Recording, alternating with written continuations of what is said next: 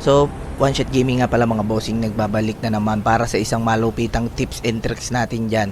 Since solo versus squad tayo dito, nag-shockwave ako dito. Shockwave yung class ko, since shockwave user naman talaga ako. So dito nag-ecological lab na tayo. Bakit? Kasi dito maraming loot, maraming barrel, busog ka rito. 'Di ba? So since may kalaban tayo, syempre uunahin muna natin 'yan bago tayo mag-loot talaga ng full pack. So dito na tayo, nag-headglitch muna tayo dito, tamang hilan tayo dito. Biglang may uminter na rito. Para siyang nanalo sa loto, dire-diretso siya. Kasi pinektusan na natin 'yan. May sumunod pa isa dito, humihingi ng balato. Kaya bibigyan natin ng balato 'yan. Saluhin mo lahat ng bala ko, mag-floorwax ka diyan. Pinektusan na din natin 'yan. Tapos, nagulat tayo, bumalik pa talaga yung dudong dito eh. Hindi na nadala. Ako nga nagsawa na eh. Hindi siya nadala dito. Kaya pepekto sana ulit natin yan. Kanina pinatay na kita. Ngayon nabuhay ka. Bumalik ka para magpapatay ulit. Napakabait mo talaga. Saludo ako sa iyo. So aalis na sana ako rito. Kaso may bumaril. Siyempre bababaan na natin yan. Tututukan na agad natin si Dudong dito. Hindi niya na alam kung ano yung gagawin niya nung bumaba tayo roon. Kaya pinektusan na din natin yan. Salamat sa mods. Diba ang ganda ng mods niya eh. So nag-rotate na yung pinaka-pogi sa Code M dito. Nakita nyo naman. May chopper. Anong gagawin mo? Yung iba gagawin pagka-barrel sabay chopper ulit sabay takbo tayo. Hindi. Papalag tayo. Bakit? Pogi tayo eh. Diba palagi ko sinasabi, pag pogi ka, huwag ka matakot dyan. So pinasabog na natin yung chopper nila dyan para hindi na sila makaalis. Diba? So isipin ng iba, ang dami niyan. Boss, pag madami, paano gagawin namin? Oh, mag-reposition ka. Diba? May utak ka, may betlog ka, kaya may utak ka gamitin mo. So dito, may poultry, kaso nag-glide siya ron sa baba, kaya nakita natin.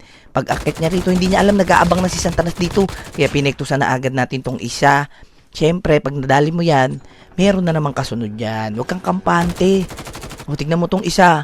Sa sobrang cancer niya rito, hindi niya na alam kung saan niya idadaan yung hover bike niya. Siyempre, bilang pogi, bubuntutan mo na yan.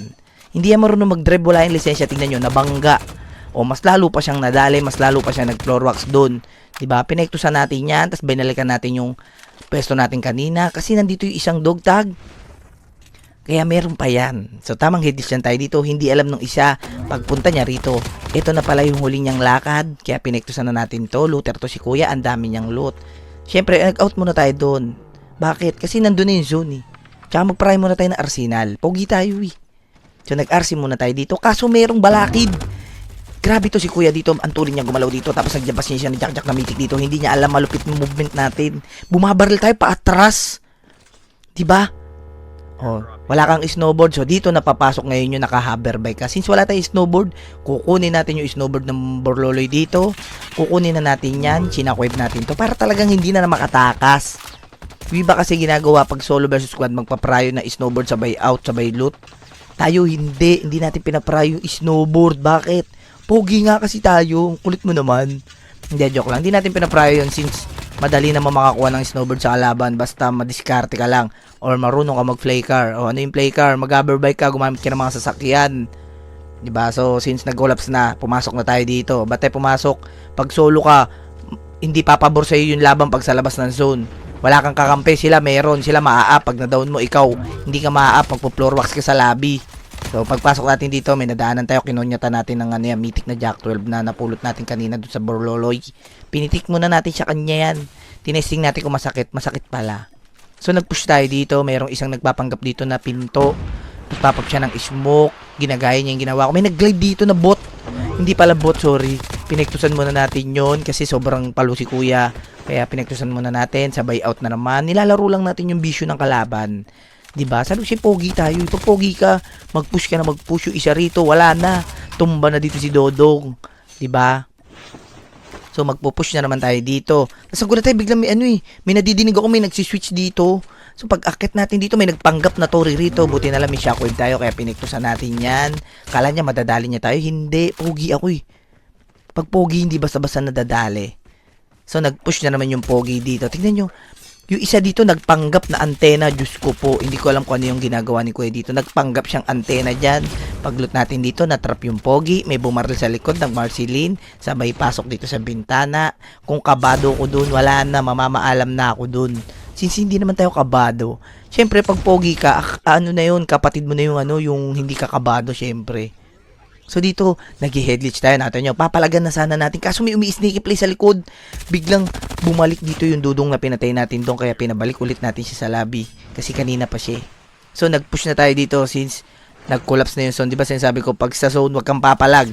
Kaso nakasalubong natin yung nakamitik dito. Buti na lang may sanga. Puno pala. Sorry, it's my fault.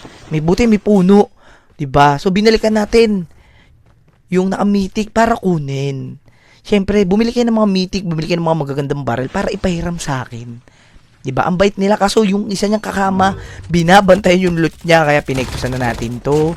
Bumaba pa yung isa dito. Hindi niya alam, sasamahan niya na yung kakampi niya pabalik sa lobby. Namatay na siya sa zone sa sobrang kaba.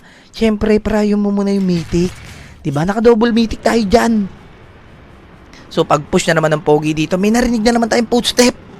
Diba? So, pag shockwave natin, kaso hindi tumama bengkong tayo Pero tinutukan natin yan, nalusaw si Dudong doon. Diba? Pag nakamitik, ganado tayo. Diba? Pogi tayo tapos nakamitik pa. Double damage ka na ron. So, meron na naman footstep dito. Kaya tinutukan na naman natin to, nagpanggap na bot.